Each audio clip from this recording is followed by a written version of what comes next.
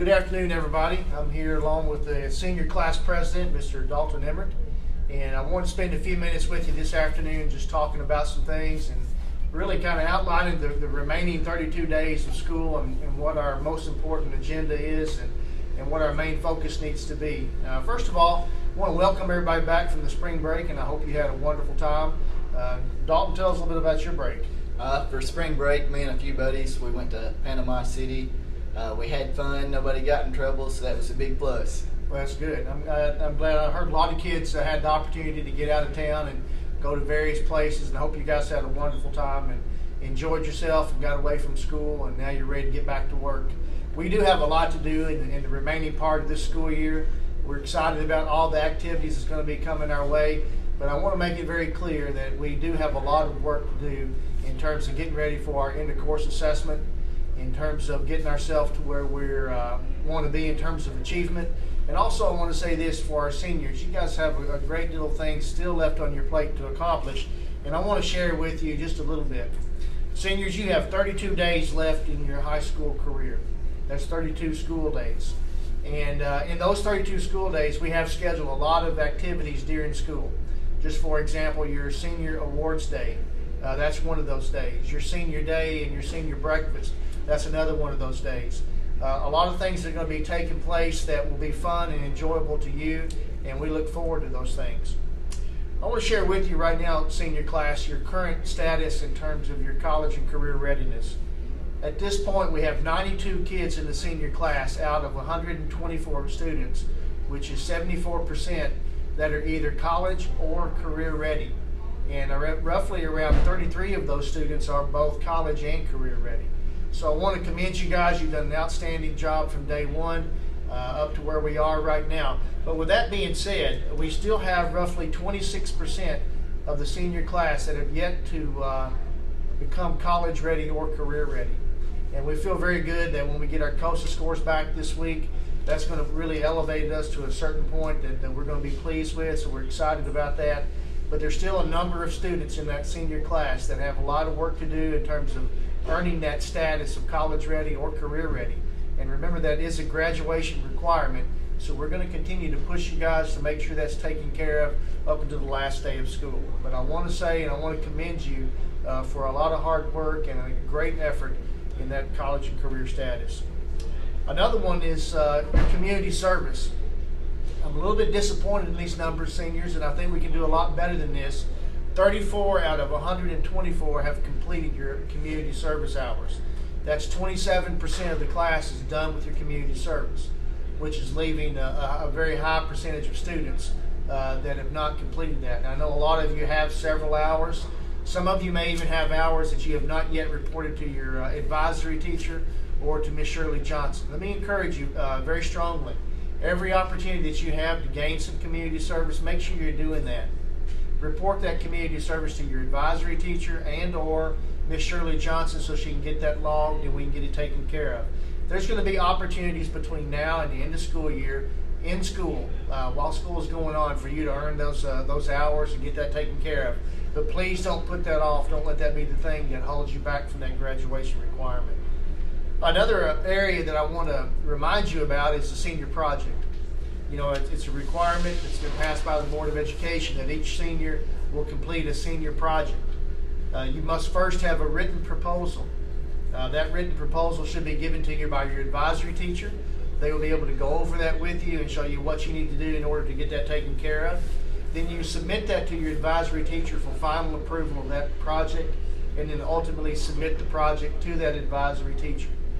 Once that is complete, we will also ask that on awards day, those senior projects be displayed on the stage in the commons area if it is a project that is in fact displayable. So seniors, be mindful of all these things. Be mindful of what you have to do in your classes each and every period. Make sure you're taking care of the little things each and every day to get yourself eligible for graduation. Seniors, you may want to write some of these dates down. We'll put them on social media. We'll tweet them out. We'll make sure they're on Facebook. We'll make sure they're on our homepage. But I need you to remember that on April 23rd, that's your prom date. If you're planning on bringing a date that is not a student here at Monroe County High School, then there's certain paperwork that you have to fill out. Miss Shirley Johnson has that paperwork for you in the front office. Drop by and see her and get a copy of it and get that thing filled out and turned in plenty of time for us to give you approval for that date. Also on May 13th. May 13th is another date you need to mark on your calendar. That's the annual senior breakfast that we have at the Baptist Church here in town. That's usually a very good event, and we're very pleased and happy that the Baptist Church is partnering with our high school to put on this very important event.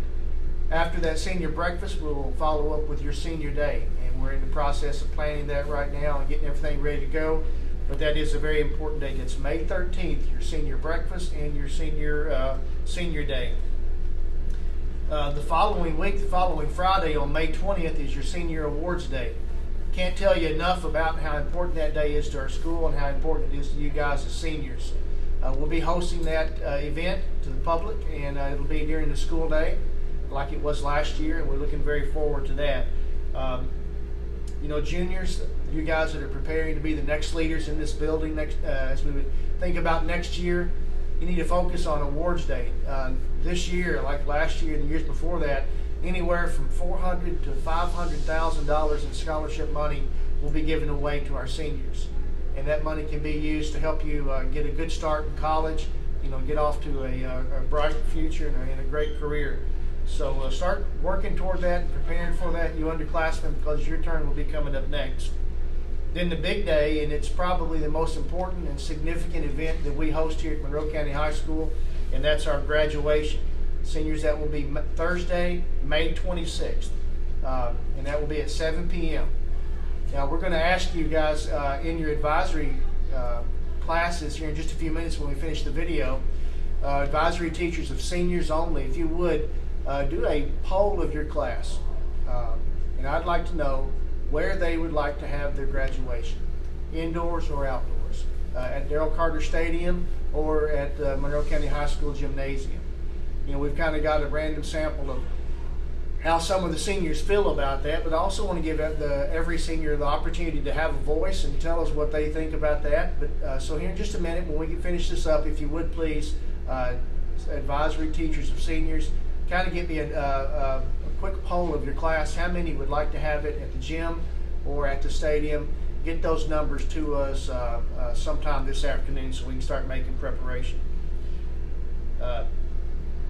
Dalton, a lot of things are going to be happening for you guys coming up, and I want to say this to you because you're the class president of the seniors.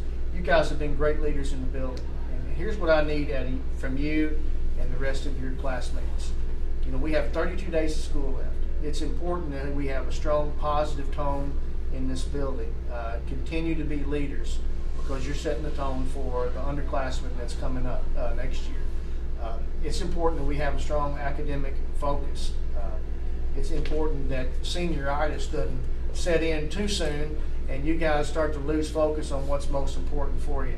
So I'm calling on you as a senior class president and the entire senior class to continue to do what you've been doing all year long.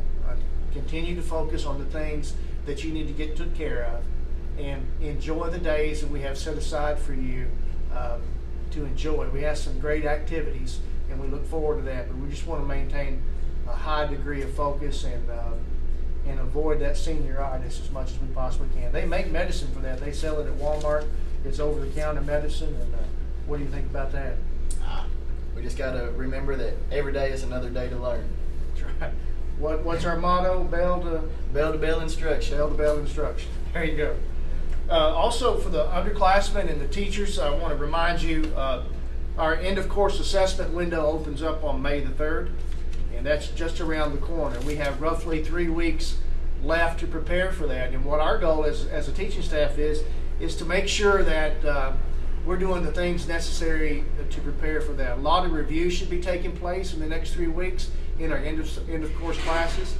A lot of practice exams should be given. As a matter of fact, we're going to ask every end of course teacher to give one EOC-like test, a practice test, so we can get that data so we can use as a predictor of where you guys may fall on that real deal in the end of course assessment.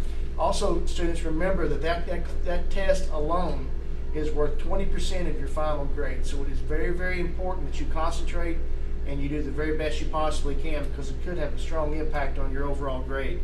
Not only do we begin the EOC window, but also the K-Prep on demand. So English teachers ought to be reviewing that on-demand procedures and the protocol for that, giving the students the opportunity to write, to address those impromptu prompts that you give them. Just as many practice situations as you possibly can would be good. Also, the AP exams will be right around the corner as well.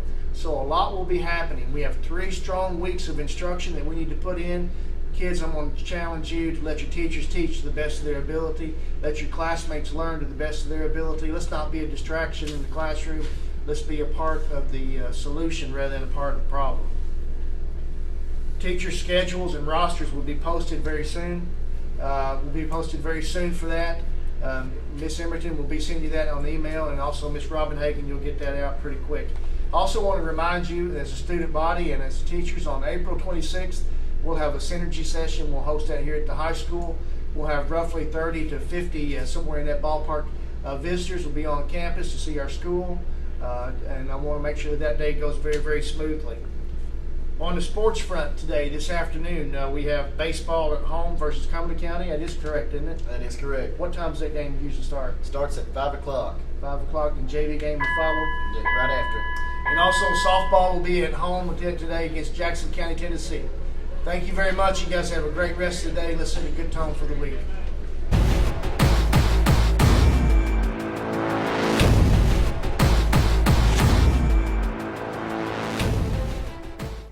I got a simple question for you. Here's the question. Do you believe that one day you're not going to live in the world that was given to you? That's right, but you are going to actually live in the world that you dream of.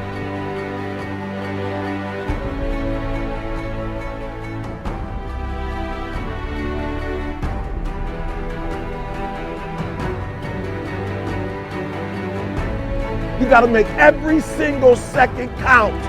You got to go in the future and see it, baby, and you got to come back in the present. And you got to take that big goal, that big dream, that big reality. That's what I said. You got to take that big reality, and we got to take small steps and make it manageable to making your dreams become a reality.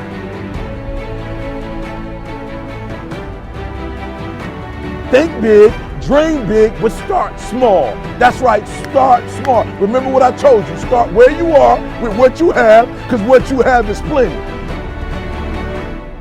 That the biggest enemy you have to deal with is yourself. There's an old African proverb that says, if there's no enemy within, the enemy outside can do us no harm.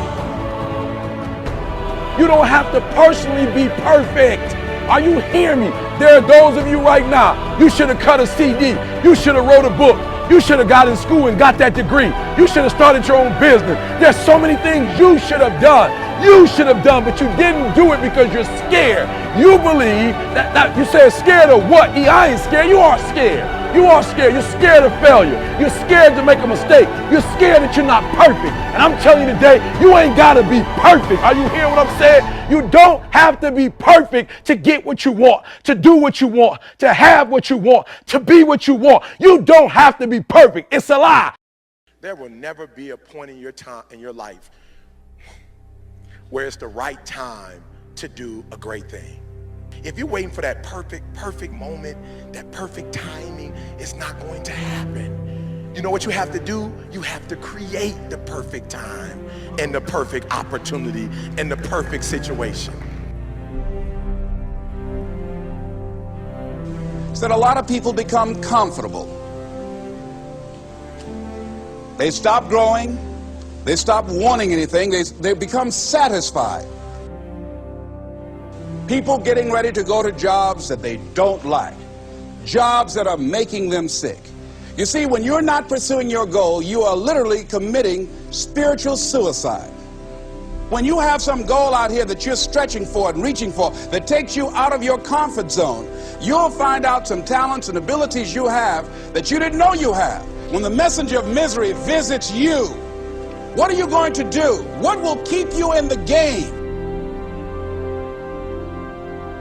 There are things that you think you'll never need to know, that you may only need to know one time in your life, but that could save your life because you had that knowledge. Unless you attempt to do something beyond that which you've already mastered, you will never grow. What is it that you looked at some point in time and you decided that you couldn't do it, that you talked yourself out of it? You're waiting on your next door neighbor to make it happen for you. It may not happen. If you're waiting on your mother or your father, they may be so ancient in their thinking that they don't understand this opportunity that you have. And if you're waiting on them, it may never get done. You don't beg average people to be phenomenal. You don't beg good people to be phenomenal. You just are phenomenal, and you will attract phenomenal. What reason can you remember that you can call on, that you can reach on, that can make you get back up? Find that reason. If you're not where you are, if you're not where you want to be, if you don't have what you want to have, if you're not where you think you should be at this particular place, it has nothing to do with the system, but it has everything to do with the fact that you're not making the sacrifice.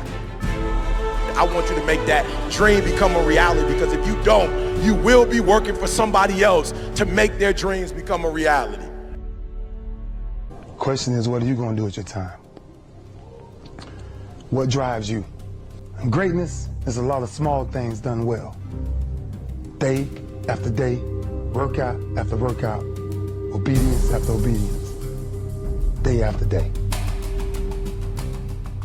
When things don't work out for you, when things happen that you could not anticipate, what are the reasons that you can think of that can keep you strong?